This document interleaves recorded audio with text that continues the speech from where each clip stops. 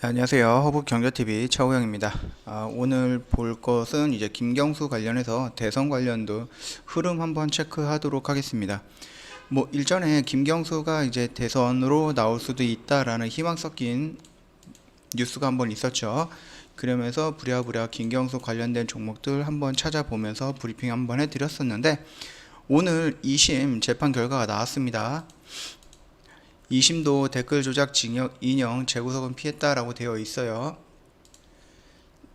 자, 이재명과 같이 무죄가 선고가 될 거다라고 어느 정도 상상을 했던 생각을 했던 일부가 있을 거고요. 그대로 유죄가 인정이 될 거다라고 해서 이렇게 나눴던 두 개의 부류가 있습니다. 지금 결과적으로 보면은 이쪽이 맞았죠. 그대로 2심에서도 그대로 징역 2년 유지가 되었던 부분이에요. 그러면 즉각 상고를 한다라고 하면은 상심이라든지 아니면 뭐 대법원 쪽으로도 올라갈 가능성이 있다. 그랬을 경우에 제가 저번에 한번 설명을 드렸었는데 3차까지 넘어갈 수 있고 대법원까지 넘어갈 수 있다. 그럴 경우에는 이번 대선에서는 또는 정치 인생에서 위험한 부분이 될 수가 있다라고 설명을 드렸습니다. 만약에 이게 무죄라고 생각을 해서 좀 도전적이고 모험적으로 종목을 들어갔다라고 하셨으면은 오늘 이 결과가 나왔을 때 빨리 손절 처리를 하고 나왔어야 되는 부분이에요. 나중에 또 한번 바뀌겠지 이렇게 기다리다간 결국은 지하까지 떨어지게 되는 부분이니까 참고해 주시면 될 것 같고, 앞으로도 대선 관련주 할 때는 우선적으로 움직이는 게 뭐라고 했죠? 1차적으로 움직이는 게 인맥이라고 했습니다. 그러면은 이 인맥이 움직였던 이유는 이 대선 후보와 어떤 이 회사의 누군가가 연결이 되어 있다라는 부분인데, 만약에 주가가 크게 막 올라가고 있는 상태에서 올라가고 있는 상태에서 이 회사의 뭐 사회이사든 대표이사든 사내이사든 나는 이쪽이랑 상관이 없다라고 했을 때에는 주가가 크게 하락을 할 수가 있습니다. 예전에 안철수님께서 처음으로 대선에 나왔을 때 써니전자가 막 올라갔다가 사진 한 장이 올라간 거예요. 뭐 서로 이제 인맥이 있다라고 해갖고, 그런데 관계가 없다라고 해서 크게 하락을 했던 부분이 있습니다. 근데 여전히 써니전자 올라가고 있죠. 신기한 일이죠. 그만큼 대선은 바람이 무섭습니다. 대선 바람이 분다고 하면은 살짝 엮였던 것도 시장에서는 민감하게 반응하면서 일단은 올려놓고 봅니다. 그리고 여길 따라 들어갔던 개미들은 다 물리는 거죠. 대선이라고 해서 모든 종목들이 다 호재가 있거나 모든 종목이 다 상승하거나 그러지는 않아요. 제가 말씀드렸습니다. 어떤 인물이다라고 하면 평소에 움직였던 종목들, 그 움직였던 종목들이 1등 그룹주라고 말씀을 드렸고, 그 이후로 우후죽순 생겨나는 게 2등, 3등, 4등 그룹주다라고 말씀을 드렸습니다. 순차적으로 4등, 3등, 2등 주가 떨어져 나가고 결국은 1등주 또는 간혹 가다가 2등주에서 대장이 다시 바뀌는 경우도 있는 부분이니까 이 부분은 흘러가는 거 체크하면서 따라가면서 대장주들을 계속해서 찾아봐야 되는 부분이니까 참고해 주시면 될 것 같아요. 일단 김경수 관련된 종목 제가 저번에 몇 가지 말씀을 드렸어요. 뭐 한네트, KCS, KCT, 한국컴퓨터, 그 다음에 로지시스, 뭐 국영-DNN, DK락, 동아화성, 이런 부분 말씀을 드렸는데, 일단은 가장 먼저 움직였던 김경수 관련되는 것은 국영-GNM이었고요. 그 뒤로 갑자기 한국컴퓨터가 빵 떴습니다. 이 한국컴퓨터는 왜 떴는지 제가 그때 한번 설명을 드렸던 부분이니까 참고해 주시면 될 것 같고요. 차트 한번 보도록 하겠습니다. 자, 보시면 알겠지만 국영-GNM 이렇게 장대 음봉이 나와 있습니다. 이럴 때 여기에서 반등이 나온다, 지지선이 있다, 이평선이 있다, 이전 고점 라인이다, 이런 식으로 해서 자기 합리화를 해가지고 여기서 들어갔다라고 하면은 큰 코 다칠 겁니다. 대선에 또는 종목이 상승하는 그 이유와 재료가 없다고 하면은 그 종목은 다시 꼬꾸라지게 되어 있어요. 그러니까는 내가 만약에 여기서 들어갔어요. 이유가 있어요.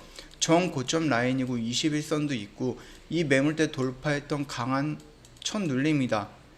이거 이유가 있다라고 생각을 합니다. 다만 만약에 올라가서 여기서 정리를 못하고 떨어졌을 때, 또는 이 라인대에서 오늘 떨어질 때 이런 이유로 여기에서 들어갔다?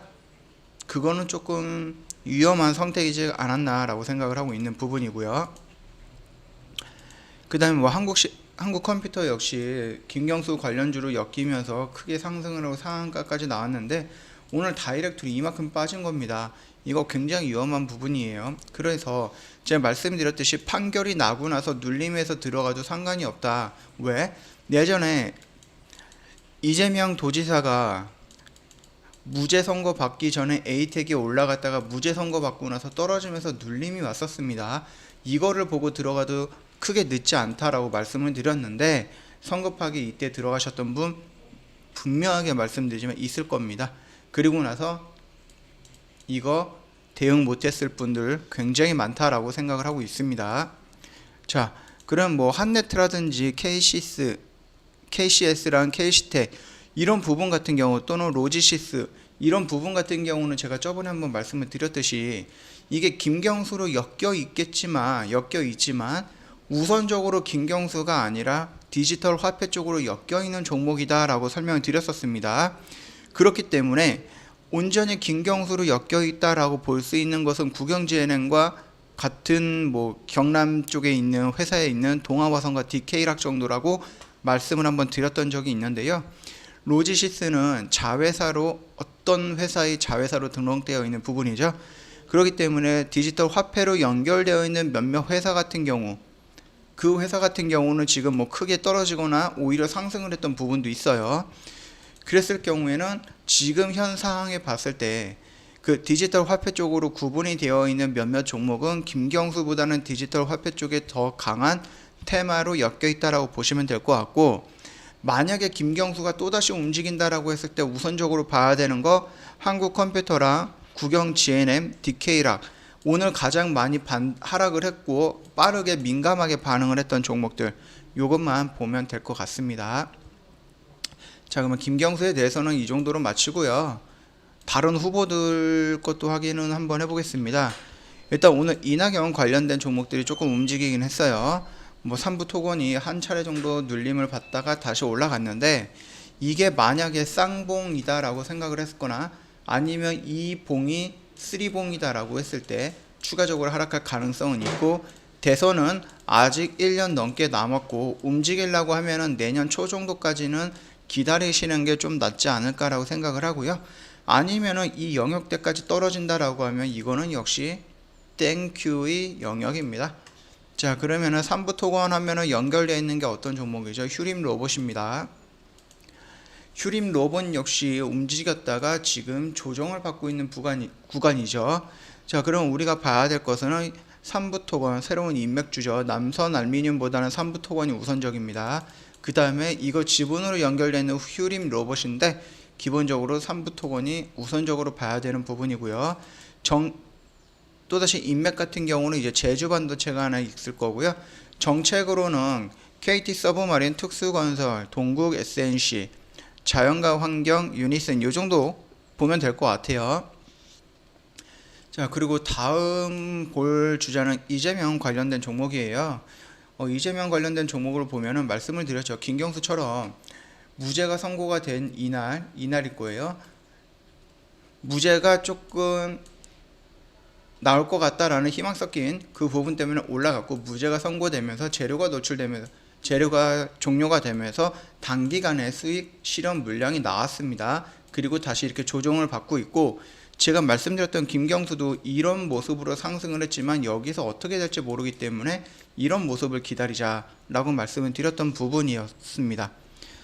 뭐 형제 엘리트가 최근에 움직이긴 했어요. 최근에 움직이긴 했는데 그래도 일단은 에이텍이 인맥으로서는 1등주, 그리고 형제 엘리트 같은 경우는 제가 저번에도 말씀드렸듯이 형제 INC보다는 더 나은 부분이고, 정책주로 구분해서 본다 그러면 형제 엘리트를 우선적으로 봐야 된다라고 설명을 드렸던 부분입니다.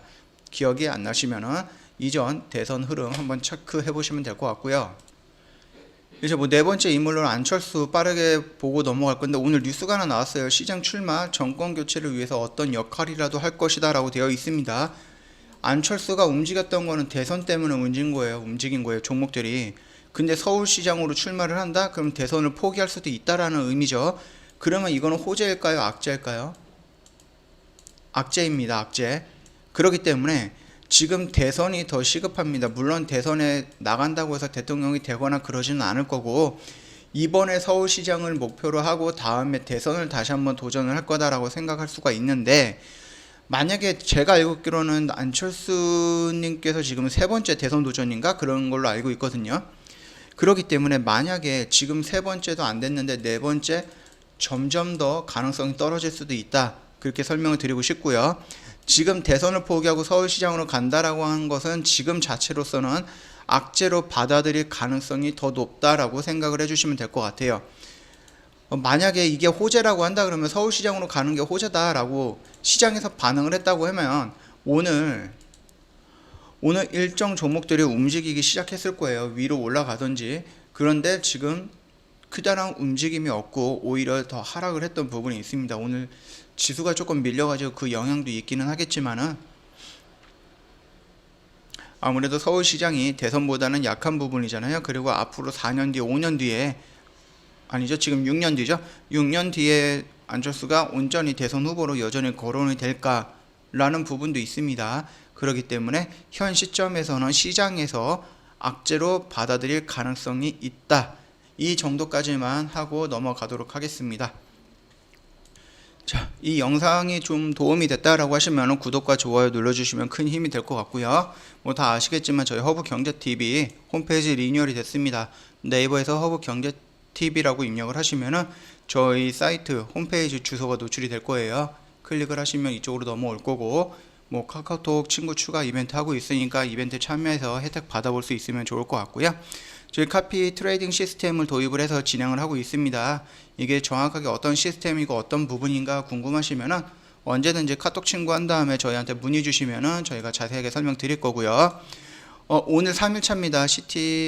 CTS가 카피 트레이딩 시스템이다라고 보면 될 것 같고요. 1기 진행을 했고, 오늘 같은 경우는 뭐 삼성 출판사라든지 소마젠, 뭐 KC 코트레, 그 다음에 뭐 위드텍, 한솔홈데코, 뭐 이런 식으로 해서 저희 매매 진행을 했고요. 이웃플로어 같은 경우는 빠르게 손절 진행을 했습니다. 저희가 뭐 단타를 하다 보니까 100% 수익률을 자랑하거나 그러지는 못하고요. 단타는 아시겠지만은 뭐 많이 해갖고 70% 80%의 확률만 나와도 충분히 잘하는 부분인데, 저희가 지금 하는 거는 그 이상의 확률이 좀 나오고 있다, 그렇게까지만 보시면 될 것 같습니다. 일단은 오늘 대선 흐름은 간단하게 여기서 마치도록 하고요. 다음에 또 다른 움직임이 있거나 아니면 새로운 이슈가 나오면은 그때 다시 한번 찾아뵙겠습니다.